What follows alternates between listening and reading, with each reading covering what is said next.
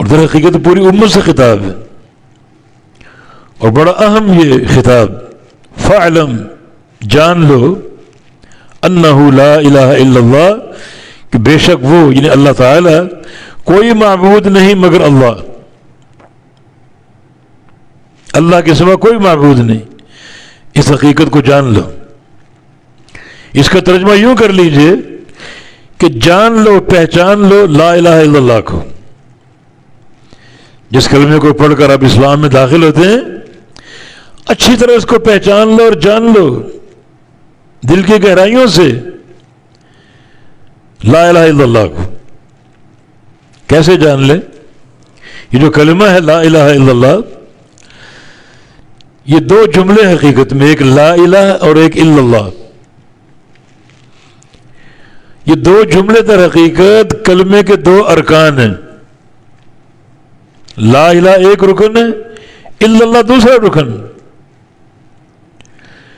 لا میں نفی کا معنی ہے، یہ رکن نفی ہے۔ الا اللہ میں اثبات کا معنی، یہ رکن اثبات ہے۔ اور توحید کا عقیدہ نفی اور اثبات کے ساتھ، صرف شریک کی نفی کرنا یہ مکمل توحید نہیں ہے، اور صرف ایک اللہ کی الوہیت کو ثابت کرنا یہ بھی مکمل توحید نہیں۔ مکمل توحید کب بنے گی؟ جب نفی اور اثبات دونوں، انکار اور قبول دونوں۔ انکار کس چیز کا؟ ہر معبود باطل کا، جو بھی معبود دنیا کی تاریخ میں بنائے گئے سب کا انکار۔ نوح علیہ السلام کے دور سے شرک شروع ہوا ہے، اس دور سے لے کر اب تک جو بھی معبود کھڑے کیے گئے، بنائے گئے، سب کی نفی اور انکار۔ آگے بھی جو لوگ بنائیں گے قیامت تک، ان کا بھی انکار۔ یہ لا الہ ہے، اس کے بغیر توحید مکمل نہیں ہوتی۔ سب کا انکار کرنے کے بعد الا اللہ، اس بات کہ سچا معبود صرف ایک اللہ ہے، نفی مقدم ہے۔ اپنے دماغوں سے، دلوں سے جو بت خانہ ہے اس کو توڑ کر زائل کر دو، پھر توحید کا اس بات، اللہ کی الوہیت کا اس بات آپ کو نفع دے گا۔ عقیدہ توحید ان دو ارکان پر قائم۔ تو فاعلم انہ لا الہ الا اللہ، جان لو، پہچان لو لا الہ الا اللہ کو۔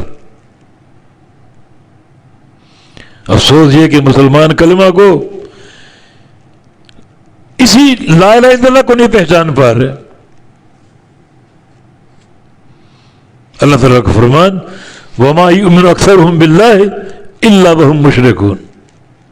جو لوگ کلمہ گو ہیں، ایمان لا چکے، ان کو ٹٹولو، ان کے عقیدوں کو چیک کرو، ان میں زیادہ آپ کو مشرک ملیں گے۔ کلمہ پڑھ چکے ہیں، توحید نہیں ہے، توحید کا فہم نہیں ہے، زیادہ تر آپ کو مشرک ملیں گے۔ حالانکہ نبی علیہ السلام کے دور میں جنہوں نے کلمہ نہیں پڑھا تھا، ان کے فہم میں توحید موجود تھی، قبول نہیں تھا، لیکن فہم میں توحید تھی۔ ایک ایک چیز کو سمجھنا اور دوسرا اس کو قبول کرنا، سمجھ چکے تھے، ان کے فہم میں توحید موجود تھی، نفی اور اثبات کے ساتھ، قبول نہیں تھا۔ آج قبول کا دعویٰ ہے مگر فہم میں توحید نہیں۔ وہ صحیح سمجھے، قبول نہیں کیا، انہوں نے قبول کیا اور صحیح نہیں سمجھے۔ ان کا فہم کیا تھا؟ وہ خود قرآن نے ذکر کیا، جب نبی علیہ السلام نے قولوا لا الہ الا اللہ کی دعوت دی کہ لوگوں پڑھو لا الہ الا اللہ، انہوں نے کیا کہا؟ اجعل الآلہۃ الہ واحدا؟ جو آپ دعوت دے رہے ہیں، اس دعوت کا معنی یہ کہ معبود ایک ہی ہے بس؟ یہ ان کا فہم۔ قرآن نے اس فہم کی تردید نہیں کی، فہم صحیح ہے، انہوں نے قبول نہیں کیا، سمجھے صحیح، قبول نہیں کیا.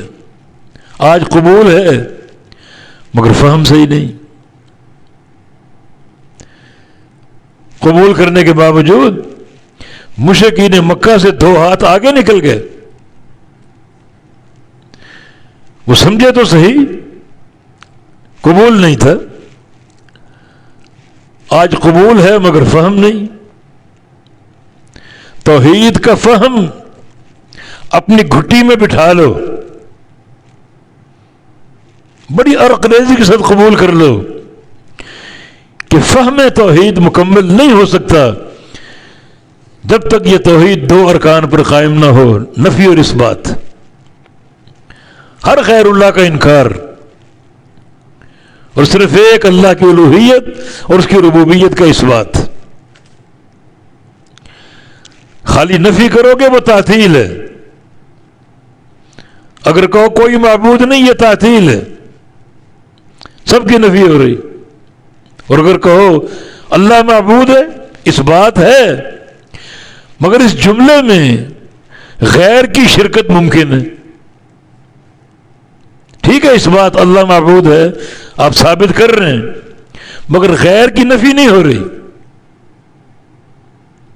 اگر آپ کہیں کوئی عالم نہیں، یہ تعطیل ہے. اگر آپ کہیں زید عالم ہے تو زید کے عالم ہونے کا اس بات تو ہے، مگر غیر زید بھی عالم ہو سکتا ہے، اس کا انکار تو نہیں ہے نا.